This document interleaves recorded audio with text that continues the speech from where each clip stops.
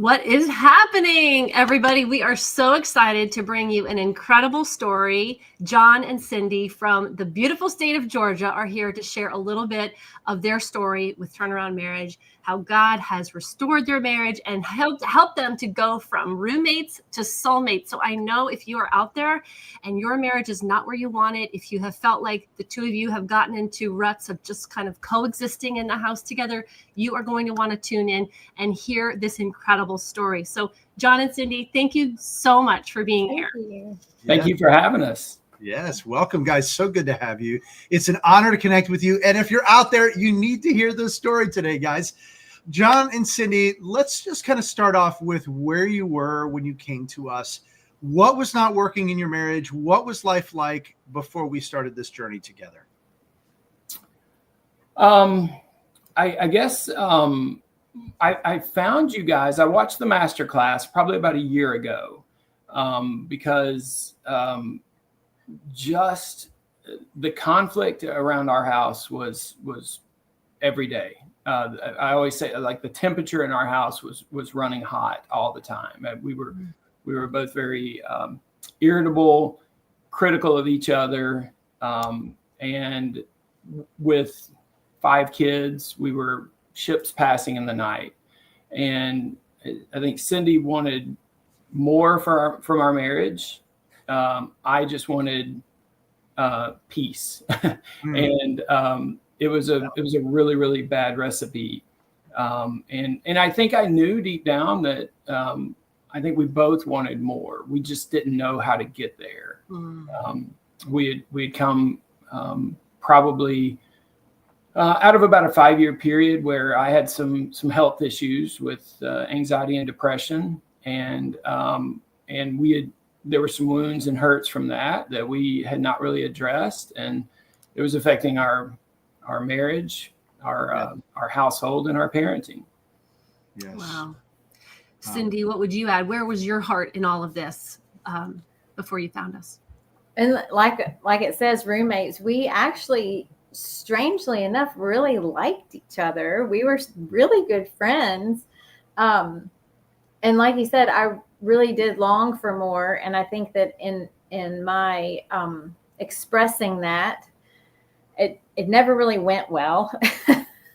I think it was partly how I was saying it, partly where John was, and just wanting to more like just not deal with things and shut down. But in the midst of it, we enjoyed each other. But as far as like the true intimate connection, I knew there was more for our hearts, and that we were missing so much. And I remember at one point, it was actually maybe even a couple years ago, I remember thinking to myself, well, we're not guaranteed a happy marriage. We have committed, and we both are committed, and we'll stay committed. I know that much is true, that maybe this is just as good as it gets, and I need to stop complaining and pushing for more and be really happy with the way things are. But deep down, there was still that just that desire to be connected, to be close, to lay down all that was between us, and be each other's safe place instead of the opposite. It was dangerous. Yeah. Oh, yeah. Thank you for sharing. That is such a common place that a lot of couples find themselves in. And if you're tuning in to watch, please say hello and drop in the comments. Hello. But, for a husband who just desires peace, but he's struggling with anxiety or depression, and there's been hurts in the past, and he's just feeling really stuck, and a wife who wants to be deeper connected. And so when you're asking for that, it can almost feel like, I don't have anything to give, right? And so John, tell us, like, what was that like for you as a husband, as a father, as a man of God, who I know you love the Lord, but yet just wanting that peace and like feeling like whether you're disappointing Cindy, like what was that like for you? Yeah, you that was actually a direct quote that you just used, and so the danger of living as roommates is I think really our souls knew there was something more. So while we got along and we were kind of co-parenting and this and that, like our arguments and disagreements were kind of escalated more, because I think it touched on some really, really raw nerves and some needs that weren't being met. So when Cindy would ask me, like, I really want more from you and from our marriage, I really heard it as like, you're not doing enough and you're not good enough. And in typical male fashion, it was very easy for me to say, look at what I do. Look, like, you want to count it up, I'm going to count it. You want to count it up, I can show you my ledger sheet. I'm not perfect, but I have these things. And so the hurt that I would feel would be turned into anger towards her, which would then cause her to shut down. And she would just kind of have a distance for, days, hours. It was a really bad cycle. Yeah. I think the anger that you talk about towards me when you were hurt there was also something else. I think I'm maybe putting words in your mouth, but internally you were feeling more and more shame. Mm-hmm. And I think you thought I was shaming you. Right. Yeah. Whether that was true or not, you felt it. You're almost like seeing it through the lens, whether you realize it or not, through anxiety and depression. And it's like you hear those words and it's just piling on more because you haven't been processing it the correct way either. And having been there, I know what that's like too. And I'm so grateful that has begun to shift. So let me ask you the question. We started, diving in. How long was it, would you say, when you started in the process with us that you started to notice a difference? Almost immediately. I would say within about 2 weeks, maybe 3. But I mean, we haven't even had an argument since the first day that we started. Well, right. We've had conflict, but we haven't had arguments. Yeah, and that's one of the things I mentioned on our last call, that a couple of our celebrations is that, like, conflict is going to happen. We're going to disagree, but it's been resolved really quickly. Part of that cycle that we were dealing with was little things would stack and stack and stack, and it was explosive. I mentioned, one of the other things I mentioned on the call is that, quite honestly, we were desperate. We didn't have the money to make the financial commitment, but I had seen from the marriage, from the master class that you gave, I was like, there's something different. Like, I don't know what it is. Like, I don't know exactly what it is, but there was something that connected with both of us, because I actually found you guys from Facebook, and I brought it up to Cindy, because I think if you were to cut us both open at the time, my deep down thought was, if Cindy could just change, we'd be fine. And her thought was, if John would just change, we'd be fine. So we actually had a call with y'all, and we're like, hey, that's great. Sounds really great. We don't have the money for that right now. I'm not even getting a paycheck over the summer. And things just kind of continued to decline, where we decided, and God made a way for us to make that investment. And so, even though I was kind of a little bit skeptical from the beginning, because we had kind of paid that tuition. That was the example I gave the other night. Like we had paid the tuition. Like, we're gonna go to class. We're gonna do the homework. We're gonna do all of the things. And so, one of the first things that happened was a little bit of a humility, of like, hey, maybe I'm not as perfect as I think I am, and maybe I could hear Cindy's point of view. Yes. And we have one of our 5 is coming in the door right now. So, hello. But we, so the humility that happened really within the first week, and the modules kind of gave us an opportunity to have discussions around topics. It wasn't just free floating, hey, I hate it when you do this or that. It was, the material that was provided in the modules gave us like, hey, let's talk about, let's talk about module 1. The other thing that happened for us is, as you see, sorry about the. That's okay. It's fine. But, Cindy pointed out that we had been on one date in the past year, in the previous year. We just don't have time to go on dates, and we didn't have a babysitter. We didn't have a babysitter, and so y'all forced us to go on dates. Thank you very much. And we and again, the dates, number one, just to have fun, but also to have some conversations about things that don't allow things to stack up. But we've been on more dates in the past 3 months than we have in the past 3 years. Oh, for sure. Oh, wow. I love it. I love it. Yeah. Well, you said, John, that you were kind of skeptical, but there was something about the master class and something about the approach that felt different. So could you just share real quick, like, what other things had you tried and how did that other stuff go? Well, we're a reading family, right? So I think if you go downstairs, we have bookshelves, and we have an entire marriage section in our bookshelves. I mean, so we had a lot of information. We have a lot of information about marriage, romance, dating, conflict resolution. We have seen counselors before, individually and as a couple, and I think there actually was some value in going to a counselor as a couple, just with some communication issues that we did experience benefit, but that didn't really fix the next thing that's coming. So it prepared us to deal with, like, hey, John really felt this, in 2009, John really felt this. And Cindy said, oh, but that didn't prepare us for John felt this in 2024. So it's been really interesting. Again, the humility, and it's kind of hard to explain, but you have to understand where we were, is that serious conversations were not safe on either side.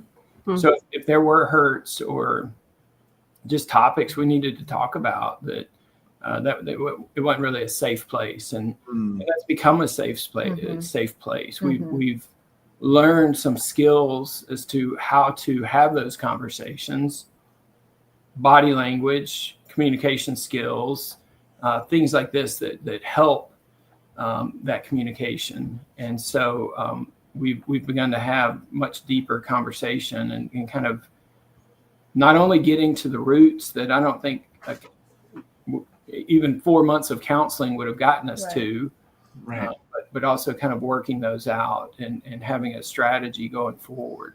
And I think we did not feel like there was a lot of value in rehashing all of the past hurts and working through each and every one, or just the big ones.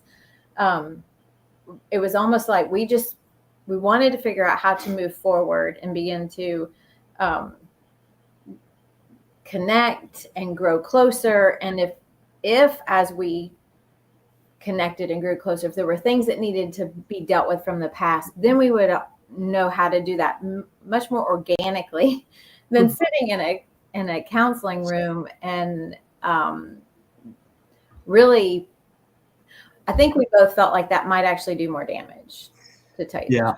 Yeah. And I'm so glad you shared that. And guys, I honor you because you both did dive into this whole process. And it's like, I didn't jump in and try to play referee. That's not what we do. Like, I'm not going to, you tell me, and now I'm going to decide who's more right than the other person, as if that's going to work. Like, we did talk about some things of the past, but usually I'm just like, I'm going to turn it back to you for you guys to navigate that. We gave you some tools. We helped you to look at things differently, but you guys did that work. And it was so fun. One of the best parts is, like, as we're in touch week to week to week, like we're seeing the growth, we're seeing the transformation, we're seeing the miraculous really begin to happen. And it was so fun. But you guys, you did the work. You were so coachable. You dove in. You sought to humble yourselves. You sought the face of God in this process. And of course, he's honored you. So let me ask you, like, now, where are we now? I know it's like we couldn't even necessarily recount all the amazing things that have happened along the way, which are just kind of mind-blowing. But let's kind of fast forward just a little bit. What are things like now for the two of you? What are things like in your home at this point? I was going to say one other thing, and this kind of relates to both, but I think one of the things that I didn't really know what the role of Scott and Rachel would be in this whole thing, but I think I would actually probably summarize our coaching calls with you, Scott, is, we maybe expected some of that, like, oh yeah, like Scott's going to get into, okay, what's your biggest issue? I kind of feel like in a really good way, and this sounds cliche, like your whole point on the coaching calls is like, what you think your problem is not your problem. and you kept pointing us to a bigger goal. And so what was really funny is like, we wanted to get in the weeds. But on the coaching calls, you and Rachel, and in the individual coaching calls, you didn't let us get into the weeds. Like, no, there's a bigger picture. And as a result of that, I'll tell you, I don't know if I've shared this story with you. At the end of, I think it was at the end of the first week, I was sitting here and I told Cindy, I was like, yeah, like there's some things that are changing. I don't know that I can forgive you for some things. And that was just where my heart was. Which was huge that you even could express that. At least it was coming up to the surface. Right. And that did not scare me. I knew enough that this is just growing pains. We're going to get there. And it never really came back up. We never had like a large conversation, but at some point it was like, at some point in the process, and I told her this, we did talk about this. It's like all these things that I felt like I have to hold on to. I will not forgive you until we sit down and we hash these out. And you know how bad you've hurt me. They just went away. They went away because of the bigger picture that you kept pointing us to. So that was powerful. Our experience with the program, just like a really interesting piece of it. In terms of where we are now, I think that we're in the temperature in our house has come down. There is a lot less tension, and we're excited. Obviously, with kids in the house, one of our biggest conflict points was parenting. And so now we have ways of communicating, and we're much more like a team in parenting and how we organize our schedule and what are the kind of the goals of our family. I think we're much more on the same page. Awesome. Yeah. Speak to the soulmate part, Cindy, because to go from roommates to soulmates is like a dream come true for a lot of honorable Christians who feel really stuck. So can you speak to that? And like I said, we somehow through all of that ugliness, we enjoyed each other as friends. But like I said, there was just this lack of connection and intimacy, and that's where I feel like soulmates, it kind of describes where we are now connected in a way that I don't know. I said this the other day, and at first John was like, what? But I think he would believe me now. I don't think that our entire marriage we've ever been connected like this. I don't think even newlyweds, first few years, it just wasn't. I mean, we had some ups and downs then too, but this is a new level of safety, of we really, like John said, being a team, but not just a team in the sense that we're parenting together or, you know, working on this together, but like a life team, like a spiritual team. I don't know if that makes sense, but that we really, I guess, and maybe what I'm trying to say is that we have experienced that oneness in marriage that I don't know that we've ever really had.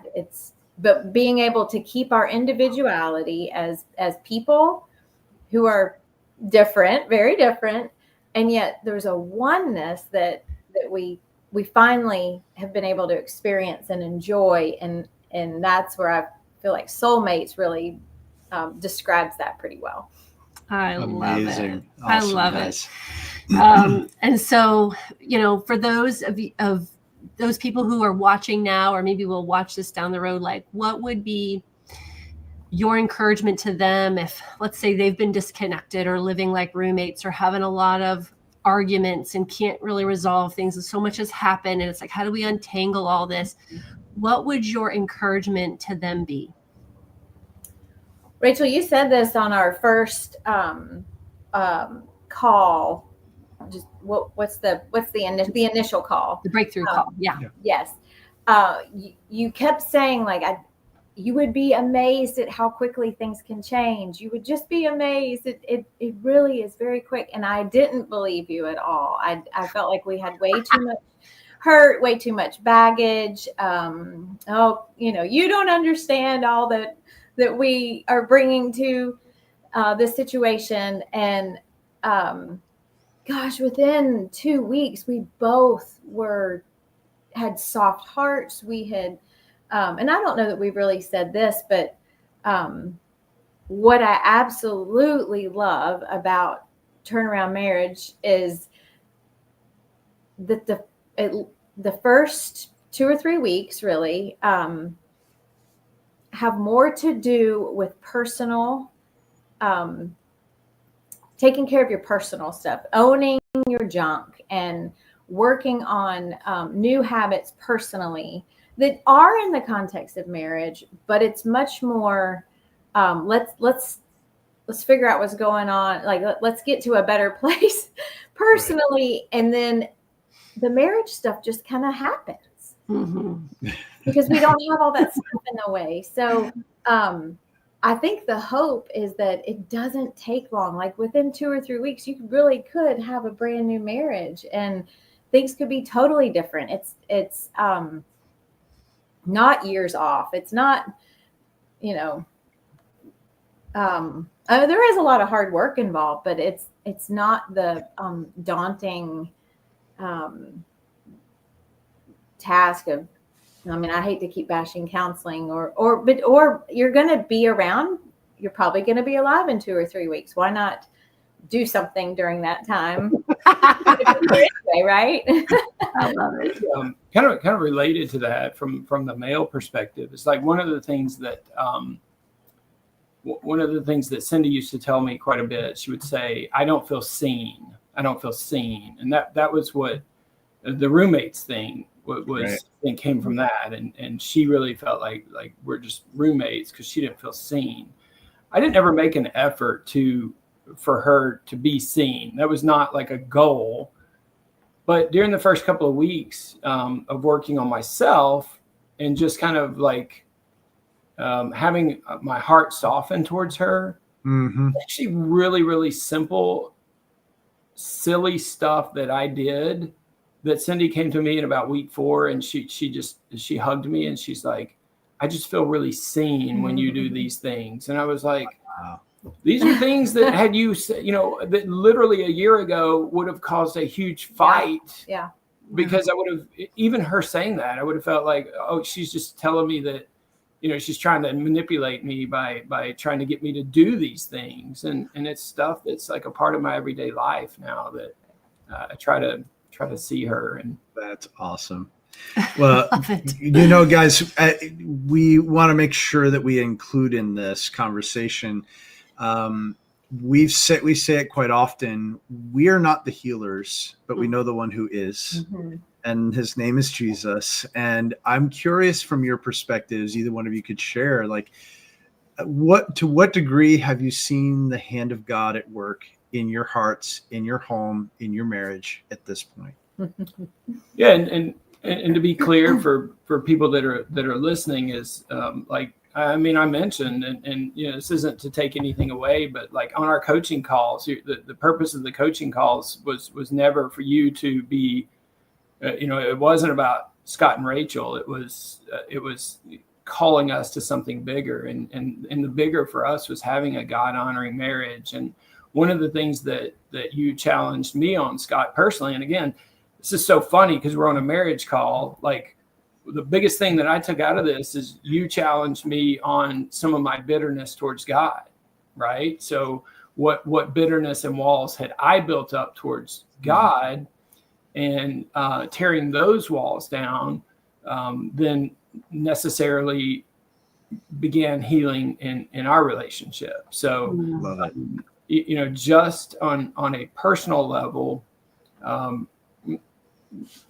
our relationship personally with God, but also that's the number one thing of, and I think Cindy mentioned this on our last group call, was that we're trying to infuse gratitude in our home to teach our kids, and we can in those areas begin to see change, that our kids are hopefully, you know, they're growing in not just seeing, you know, the world happens, but, you know, all of our good gifts come from God. And because we have that, we're able to give that. Amen. Yes. Yeah.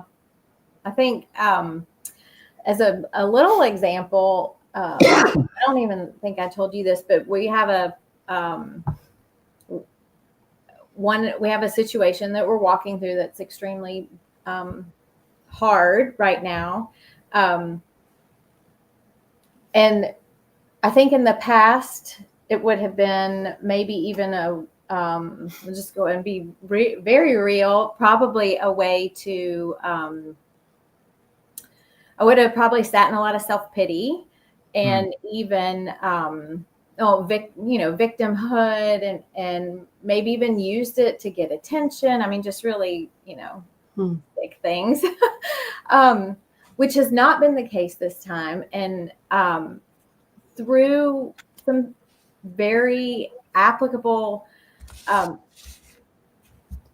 habits that we have learned through this, one of the big ones is gratitude. And and I had tried practicing gratitude, you know, throughout the years, and it just I couldn't get any traction, and it always felt forced. And for some reason this time it took, but where I really got stretched was giving thanks for things that are really hard, that you really it hasn't, a happy ending hasn't happened yet.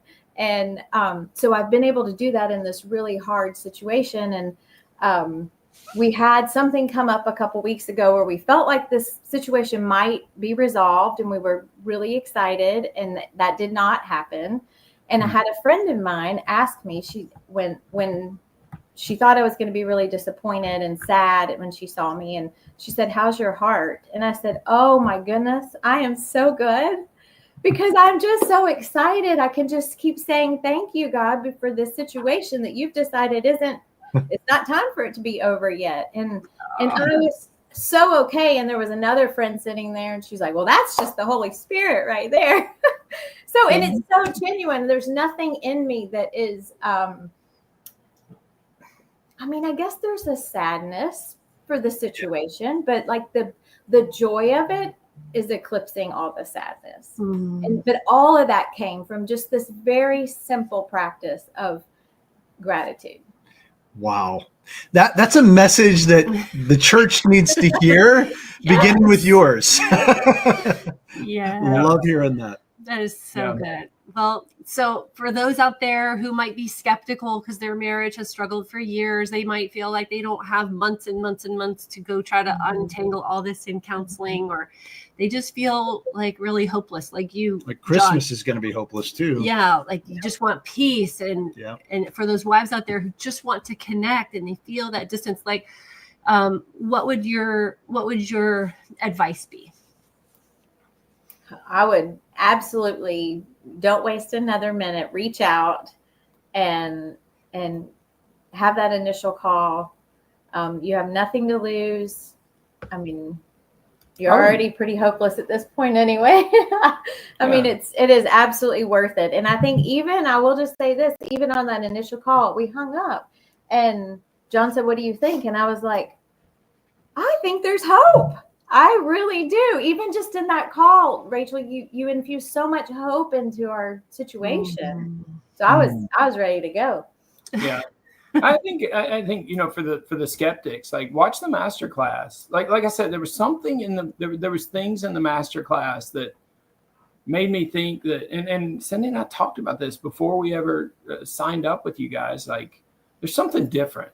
It just seems different. It feels different. And again, y'all are very vulnerable with your story, that you're not coming from a point of, hey, we were married and have had zero conflict. I mean, you're very raw and vulnerable with your story. And so like when I finally called you, I was like, I think that based on some of your emails that you had sent, like, I think they can understand where we are.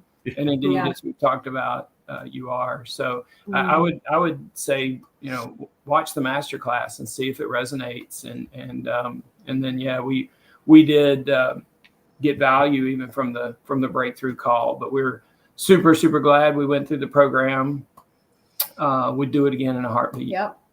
Oh my gosh. Well, thank you guys for sharing your story. And thank you so for much. Everybody who's been tuning in and who will watch this. And so, what Scott and I, by God's grace, have done is we have tried to figure out the shortest possible way to infuse hope and joy and gratefulness and a heart change and a mindset change in your own personal life and your walk with God and in your marriage. Absolutely. Rather than trying to rehash every little thing that happened, as you guys shared. And what we've tried to do is create an environment where healing can happen. And it's not easy, right? We've tried to make it as simple as possible, but it hasn't been easy. The two of you, John and Cindy, have been so committed to, as you said, you paid your tuition, you showed up, you were ready for class, you were diving in, absorbing and applying it, even though it was like, I'm not sure, I might be skeptical, even though you really like her to change or him to change. And there's kids running around. Yeah. It's not like it's not like you haven't had nothing going on, but you guys showed up so coachable, so ready for God to change you and your marriage. And so it has been an absolute joy to work with you. I can't wait to meet you in person one day. Yes. And we get to hang out in heaven for a long time. So I'm super grateful for your story and thank you for sharing it. Thank you. Thank you for everything. Yes, you guys, thank you for being here. We honor you. We're so grateful. Guys, if there's others you're listening today and you're like, how do I get started on this journey? You can check out that master class. That's the same beginning of the journey for John and Cindy. You can start today at turnaroundmarriage.live. Go ahead and check that out, and then you can book a call with us. Yes. John and Cindy, thank you so much. God bless you guys. We look forward to continuing to see that journey moving forward. Yes. Bye, everybody. Take care.